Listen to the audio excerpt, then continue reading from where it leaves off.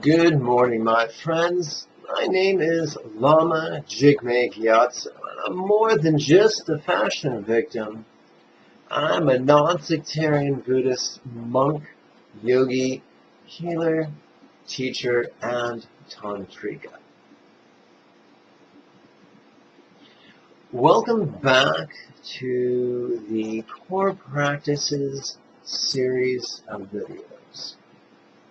Did you enjoy the last video where we talked about breath meditation? Did your mind wander?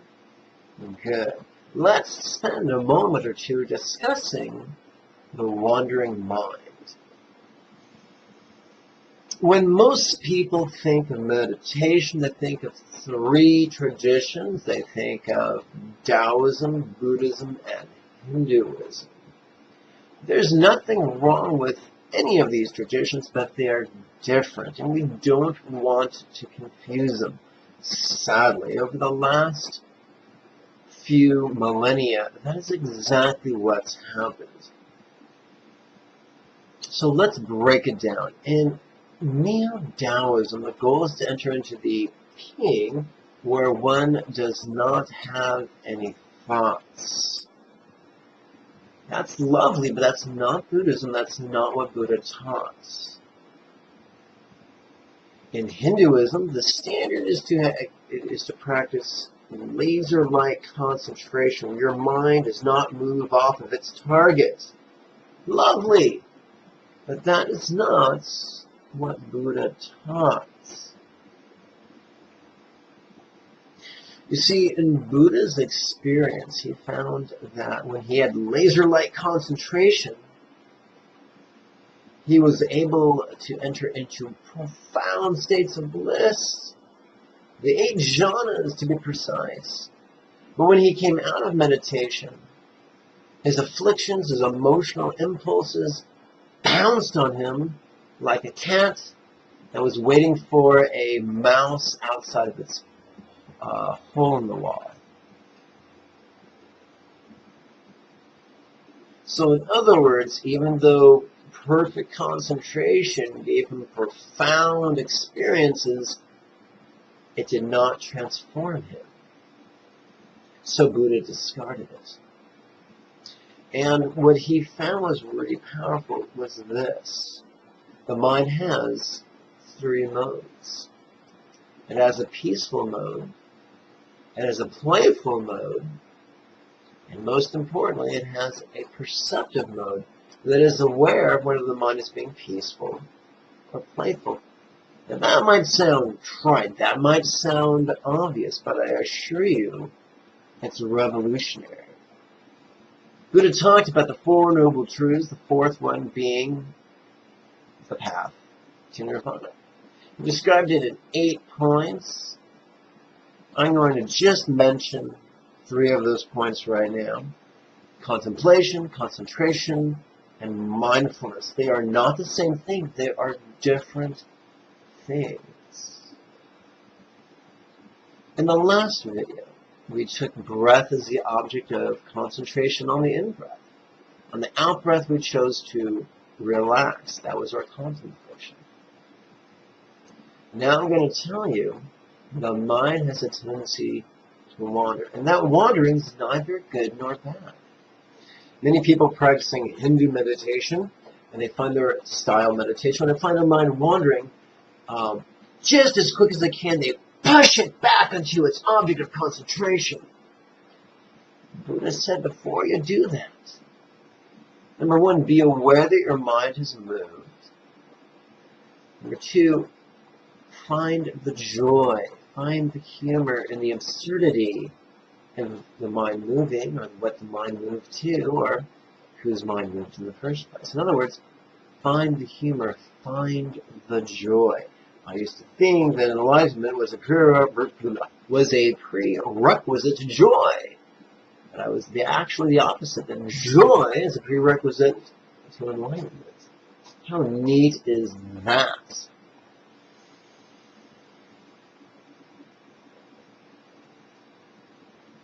But that's not all. Before we return to our object of concentration, it's important to release. to relax, to let go. Some scholars talk about a lesser nirvana and a greater nirvana, a lesser release and a greater release. Folks, the lesser release is found every time the mind moves. That's our opportunity to practice joy and release. Now, here is the coolest thing. Remember those cool states of bliss I mentioned, the 8 jhanas? Sure, you can access it with intense concentration, but it's not terribly productive. But you can also access it just by using our mindfulness to be aware of when our mind moves away from the home base, and to find humor and release. And in so doing, that is when we can access bliss so intense that by comparison, it makes sex seem trite. And you're talking to a guy who can make love for 90 minutes. I tell you, the bliss of meditation, when done properly, makes the bliss of sex laughable. You might say, dude, I've been meditating for 47 seconds and I still haven't experienced that level of bliss yet. What a chip! Sorry, I had a Miley Cyrus moment. So here's the deal. The bliss that can be released through joy and release is directly proportional to the length of our meditation. Meditate for 60 seconds. It's very, very subtle bliss you can access. Meditate for 6 minutes, more bliss. Meditate for 60 minutes, much more bliss. Meditate for 90 minutes or 2 hours, a whole lot of bliss. Meditate for 6 hours, so much bliss you don't know what to do with yourself. So here's the funny thing. If our goal is perfect concentration, then we actually will try not to notice our mind moving.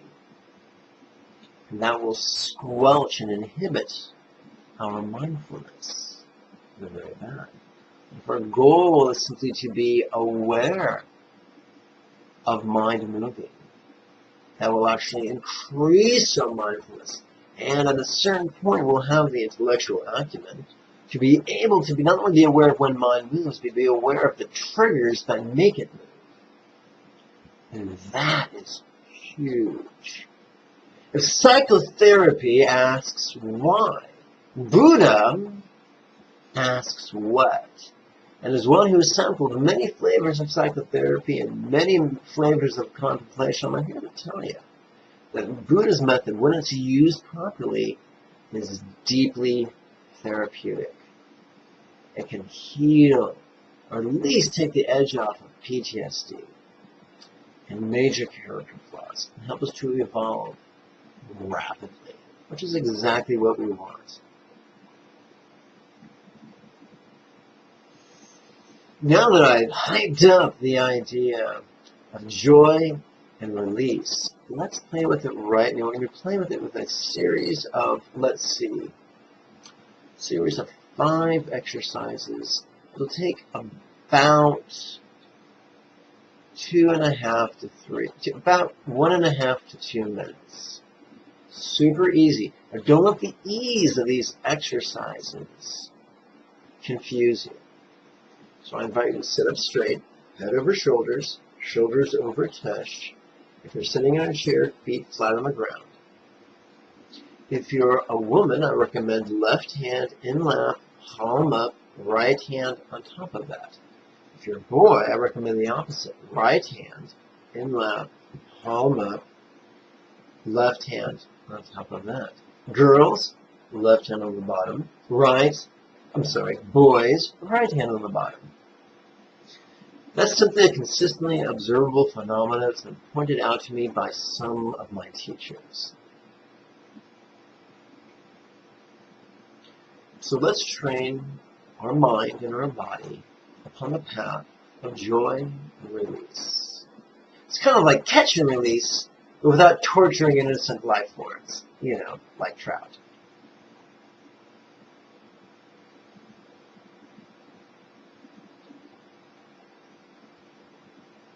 We're going to start with a rhetorical question. And the fun thing about rhetorical questions is we don't have to work hard. Let's pretend there are two types of questions: hard-ass questions that require an answer, and lazy bastard questions that do not. This is a lazy bastard question that does not require an answer. The question is, how could this be funny? On the in-breath, we're gonna recite the first half. How could this? On the out-breath, we're going to recite the second half and be funny. Now, when I say recite, I don't mean verbally. I mean mentally. So mentally, we're going to recite, how could this be funny? We're going to recite it in our imagination, in our mind, for 3 breaths. How could this be funny?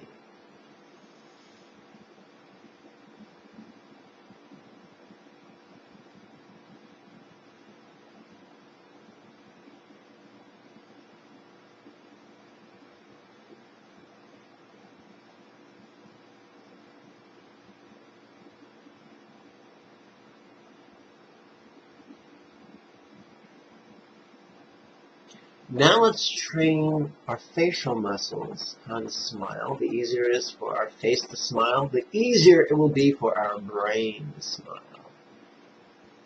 And release some of that delicious dopamine and serotonin. Yeehaw! So the first exercise is rather simple. Grin with lips. Relaxing. Now this isn't a scary, Krusty the Clown sort of a grin. This is a subtle Mona Lisa grin. Grin with lips, relaxing. And remember, the profundity of our relaxation is dependent upon the quality of our in-breath. Air is free, breathe deep. Grin with lips, relaxing.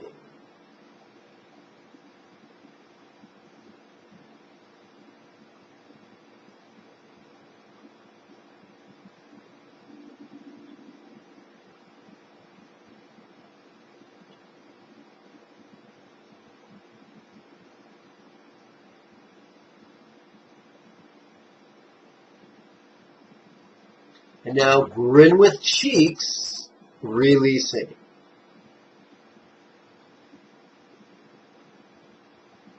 When you think about your cheeks, think about the apples of your cheeks. Grin with cheeks, relaxing.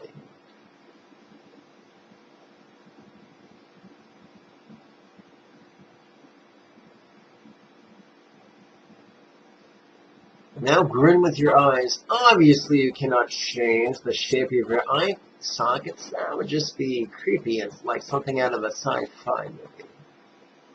But we can wrinkle up the outer edges of our eyes, the skin at the outer edges of our eyes, and make the crow's feet, the smile wrinkles.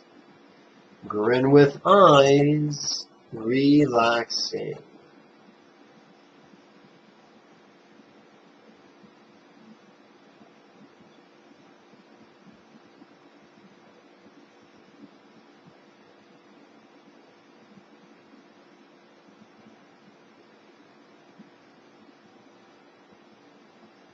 And now the fourth exercise of the set, the exercise I dub the workhorse, is this.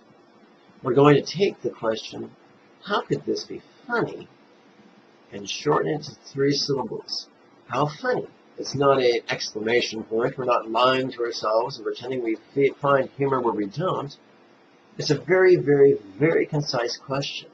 How funny? Relaxing.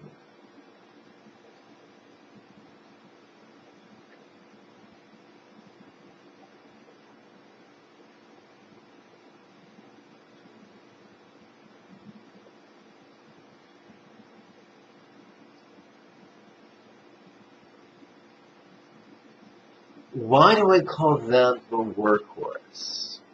Whenever your mind wanders, quick, for at least one breath, we do the workhorse. How funny? Relaxing. It breaks the momentum of the distraction, gives us a little joy, gives us a little release. And when we've done savoring the bliss, we go back to the home base. So far you've been taught one home base, which is the breath. In the next video, you'll learn a second home base, which will be love. My friends, I thank you for your time and your kind attention. If you desire complete instruction, I recommend you join a class. Some people come to class in person, some attend over Skype. If you live in the greater Los Angeles area, then by all means, come in person. People often ask, how much do I charge? I don't charge anything, but as a monk, I do accept donations. Some people give me $35 class, some give me more, some give me less, some give me nothing. Folks, the most important thing is to show up about 10 to 15 minutes early and with an enthusiastic and humble heart, ready to learn. That's what matters most. Oh yeah, and a commitment to do your homework. So your homework today is to practice these 5 contemplations once every morning, once every evening. That's crucial. No practice, no accomplishments. You can't think your way to nirvana, my friends. You gotta practice. May everyone follow their bliss in wisdom and love. Bye-bye.